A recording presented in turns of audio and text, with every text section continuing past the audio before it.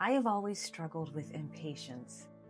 I will surrender a troubling situation to God for about 10 minutes and then take it right back and start trying to figure out a solution, to force a resolution, and just generally overthink and overreact, which makes me feel inwardly turbulent, burnt out, and icky.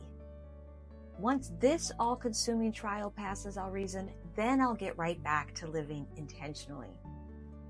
But I have learned over and over that when I am most fiercely tempted to forsake my intentional living habits due to depletion and overwhelm is exactly when I need them most. Personal and spiritual growth feels energizing and obtainable in periods of relative calm. But what about those seasons of crisis? Or when the crosses that I must carry feel particularly crushing and confounding? How do I access peace and productivity when I am especially vulnerable to spinning my wheels and adopting unhealthy coping mechanisms? Well, here are 7 self-care habits that I cling to restore inner calm and keep me inching forward when I feel stretched to my limit. Number 1 is reading and listening to spiritually nourishing content. On my hardest days, I'll pull up the Ancient Faith Psalter on Audible and let the Psalms wash over my anxious mind and troubled heart. They are potent medicine for a weary spirit. Similarly, reading edifying books and listening to uplifting podcasts that positively influence my mindset and perspectives gives me courage to just do the next right thing with all the faith and obedience I can muster. Number 2 is 5-minute breaks of deep breathing and mindfulness. When the noise in my head gets chaotic and despairing, I find a quiet spot in the house, the car, out in nature to be still and descend into the depths of my soul. Deep, slow belly breaths reduce my bodily stress, and the silence helps me detach from negative ruminations. Once my restlessness has settled, I meditate on Christ and just be in his presence. Number 3 is weekly and daily planning.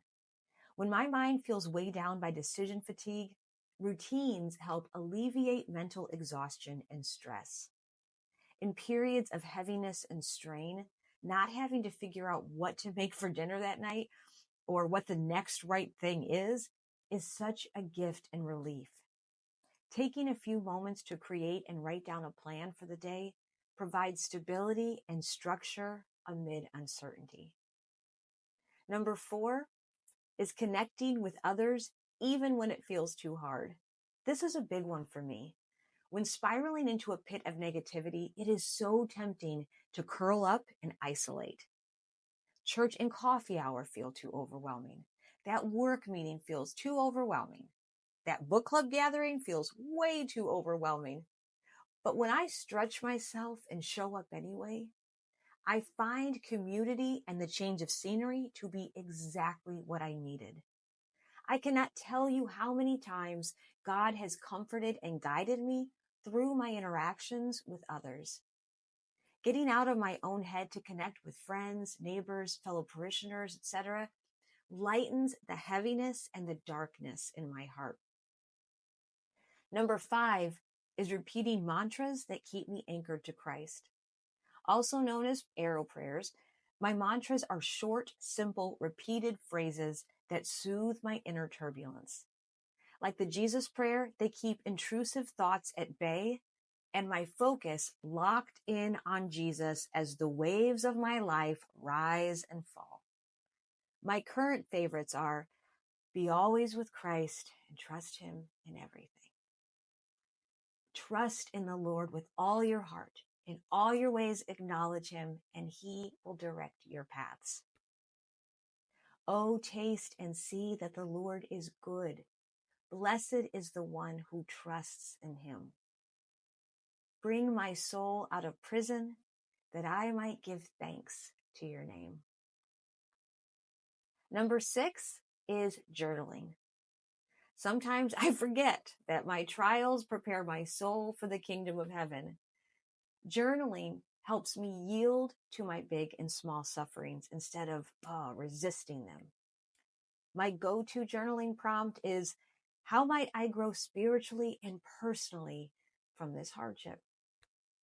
Reflecting on that question can make for some challenging inner work, but through intentional reframing, I can see how the current thorn in my flesh is quite effectively increasing my patience, stretching my faith, quieting my ego, and teaching me that peace is only found in letting go and releasing all I cannot control to God. Intentional living is crucial for staying the course and not being defeated by temptations to doubt, despair, and stay down when I stumble. But those who wait on the Lord shall renew their strength. They shall mount up with wings like eagles. They shall run and not be weary. They shall walk and not faint. Praise God for every reminder to run to Him for help and healing.